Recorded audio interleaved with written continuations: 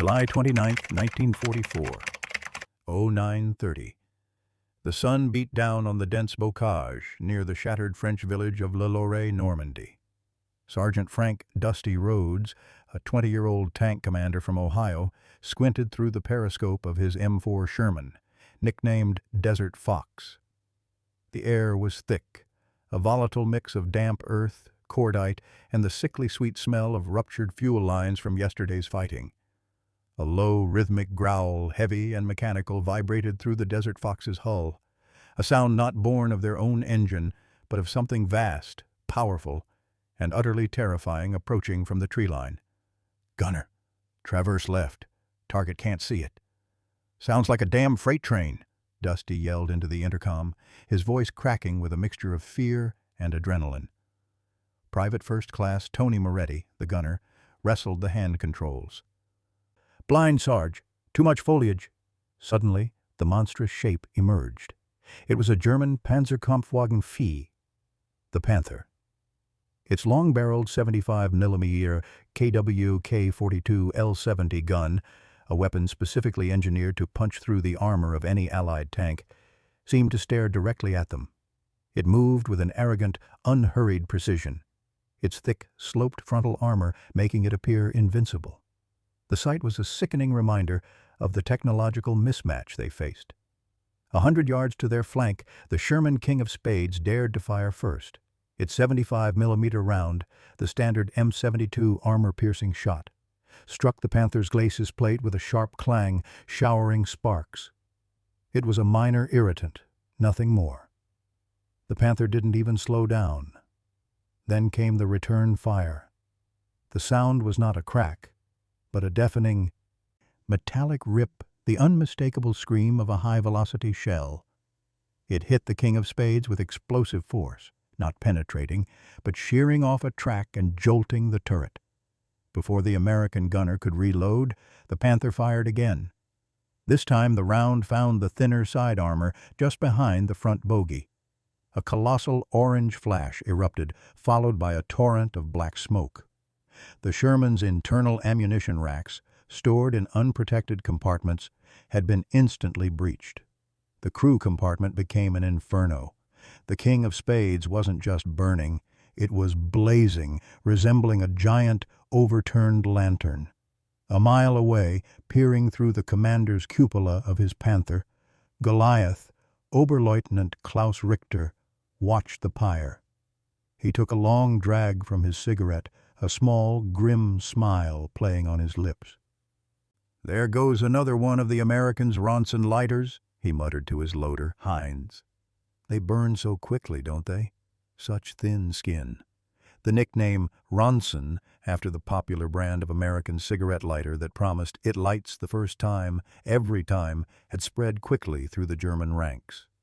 It was a sneer, a dark joke, founded in the undeniable truth of the Sherman's vulnerability to penetrating hits that often ignited the gasoline-fueled engine and stored ammunition. Dusty Rhodes gripped his microphone, his knuckles white. They were facing a machine designed to survive, a tank that could effortlessly destroy 4 or 5 of their own before they could even scratch its paint. The odds were impossible. Survival hinged not on superior technology, but on escaping the line of fire. Dusty knew with a certainty that chilled him to the bone that the doctrine they were about to execute was their only way to survive the coming months. The only way to win this war of tanks was to embrace a brutal arithmetic of sacrifice and overwhelming, relentless numbers. The sacrifice of these men, facing a superior enemy machine for machine, is a story that demands full context to truly understand the relentless spirit of those who ultimately prevailed. If these accounts of incredible historical odds and the strategic genius that won the war resonate with you, make sure you're following the channel and sharing this film so the history of their unwavering courage can reach all those who seek to learn. The Panther continued its slow, menacing crawl, traversing its main gun towards the vulnerable Desert Fox. The sight of their neighbor's burning wreck, the King of Spades, sent a surge of panic through Dusty's crew. "Reverse! Now! Back through the hedgerow!" he screamed.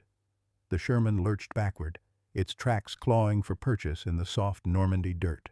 The Panther's massive gun barked again, the shell whistling over their turret and tearing a hole in the ancient oak tree 50 yards behind them. Dust and splinters rained down. They were out of sight, but not safe. This was the brutal equation of tank warfare in 1944. On the European battlefield, the American M4 Sherman was the Allies' workhorse, reliable, mechanically sound, and produced, in astronomical numbers, over 50,000 built by the war's end. But against the apex predators of the Wehrmacht's panzer divisions, it was technologically outmatched. The Sherman's standard 75mm gun struggled to penetrate the frontal armor of a Panther or Tiger at normal combat ranges. Often it could only succeed at point-blank range, a deadly proposition. The German tankers, men like Oberleutnant Richter, knew this disparity intimately. Richter's Panther carried 80mm of highly sloped frontal armor, effectively 120, 140mm, depending on the angle of impact, far too thick for a Sherman's standard AP round. His long 75mm could pierce the Sherman's 51mm vertical frontal armor from nearly 2 miles away. The psychological edge alone was almost as lethal as the shells. Richter's crew felt protected, confident in their technological fortress. Dusty Rhodes's crew felt exposed, piloting a machine whose most effective defense was its sheer ubiquity. The Sherman's vulnerability to fire, the very reason for the grim Ronson nickname, was not a myth. Early models used gasoline engines and stored their ammunition in racks above the sponsons, directly beneath the turret ring, making them prone to brewing up dramatically when hit. While late-model Shermans, M4A3s with wet stowage for ammunition and better protection, mitigated this risk significantly, the stigma and the reality of facing the heavier German guns persisted throughout the campaign. In a captured German infantry trench later that day, Dusty and his crew examined a discarded intelligence report. The text, in crude English translation, boasted of their tanks' prowess.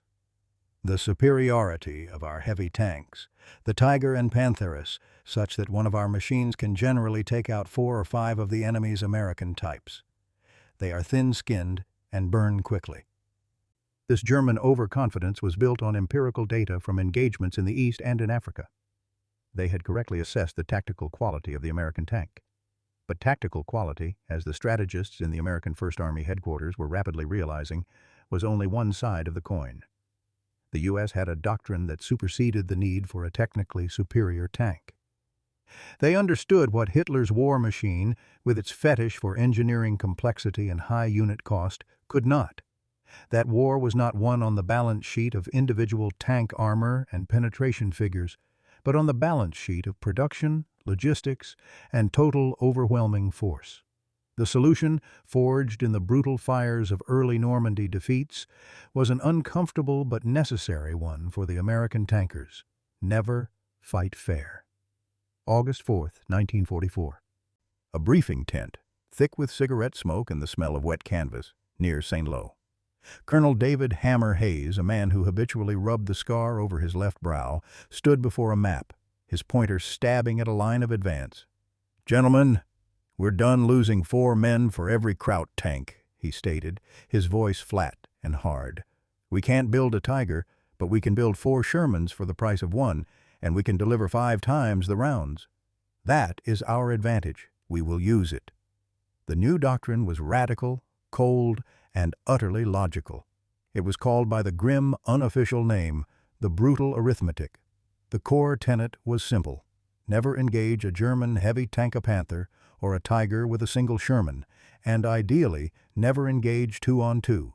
The approved engagement method required a minimum of 3, but ideally, 5 M4 tanks to attack 1 German giant. The goal was not a heroic duel, but coordinated sacrificial flanking.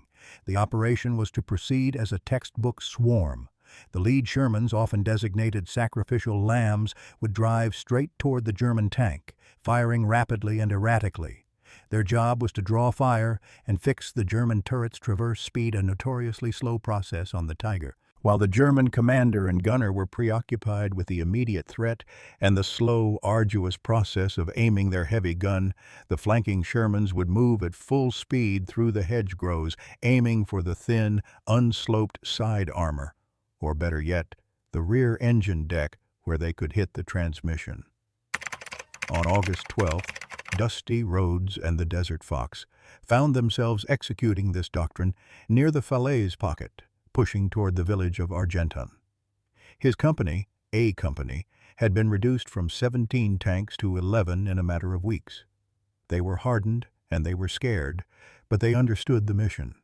Their target? A lone, hulking Tiger Warrior commanding a vital crossroads. "We're the bait, Dusty," crackled the voice of Lieutenant Miller, commander of Ohio Bell, the Sherman to their right. "You and me straight on. 3 and 4, you flank left. 5, you're far right. Wait for the bell." The 5 Shermans surged forward across the open field. The ground was rough, making the lighter Shermans bounce and sway. The Tiger, an absolute fortress with its thick square armor, sat waiting, like a spider in the center of its web.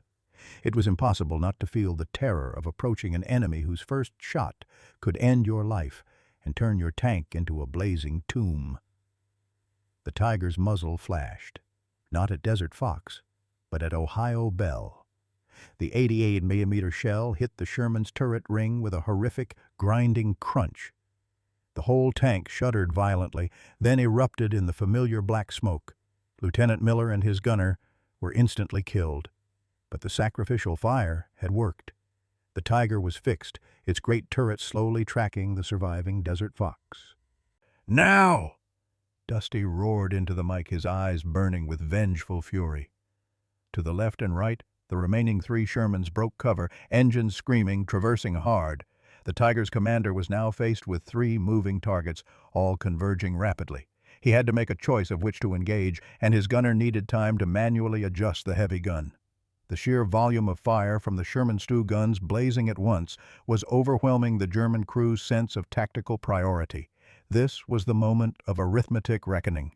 The Tiger's turret halted its agonizing sweep, the massive 88mm gun locking onto Sherman No. 3, Patton's Prayer.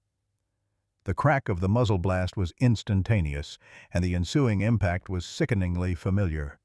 A direct hit on the front of the hull, catastrophic failure of armor. Patton's Prayer ceased to move, a geyser of smoke and fire erupting from its commander's hatch. 2 down. But the Tiger had paid a fatal price for that single kill. Time. Dusty Rhodes saw his opening. The German commander, obsessed with the frontal threat, had momentarily forgotten the vulnerability of his flanks. The Tiger's hull was now angled away from Desert Fox.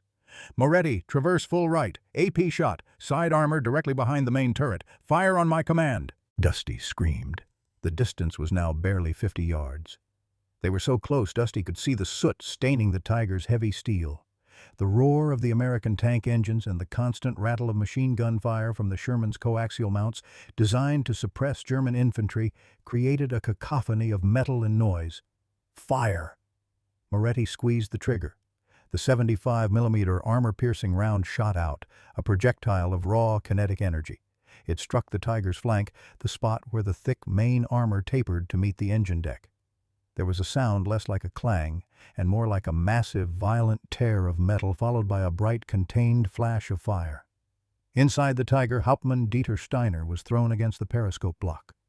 The American round, though small, had finally defeated the side armor, likely penetrating the thin shell around the auxiliary fuel tank and detonating fragments inside the crew compartment. His loader, Klaus, shrieked, clutching his chest. Before Steiner could fully assess the damage, the remaining Shermans, numbers 4 and 5, poured fire onto the immobilized giant. Number 5, Carolina Queen, had achieved the perfect flanking position right behind the Tiger, aiming for the exhaust ports and the unarmored ventilation grates of the engine deck. 2 more rounds slammed into the Tiger's rear. 1 round smashed the cooling system, another punched straight through the engine grates. The Goliath, the boastful fortress, began to slow, its mighty engines sputtering to a halt, billowing thick blue-white smoke, a different kind of smoke than the oily black of a burning Sherman. This was the smoke of a mortally wounded machine. Steiner pounded the hatch. "Bail out! Bail out! The transmission is gone!" Dusty Rhodes watched, heart hammering, as the German crew scrambled from the tank, looking confused, defeated, and completely disoriented by the rapid, converging attack. They hadn't been defeated by a superior machine. They had been overwhelmed by a tactical sledgehammer made of 5 technically inferior, yet relentlessly driven tanks. 3 Shermans survived the encounter, but the Tiger was a dead wreck. The arithmetic had proven its power. 2 lives lost for a strategic victory. A mile back, receiving the frantic radio report from a surviving Panther crew who witnessed the Tiger's demise, Oberleutnant Klaus Richter finally stopped laughing. The sneer was gone, replaced by a cold knot of dread. He realized his Goliath, his technologically superior, individually masterful tank, was irrelevant in the face of this American industrial tidal wave. They were no longer fighting single tanks. They were fighting the American production line, weaponized by a doctrine that accepted the inevitability of loss in exchange for decisive, focused victory. The Ronson lighters had been transformed from a tactical joke into a strategic nightmare, a swarm that would not stop, would not yield, and would sacrifice its own to drown the German superiority in sheer numbers. The war on the Western Front had found its new, brutal dynamic.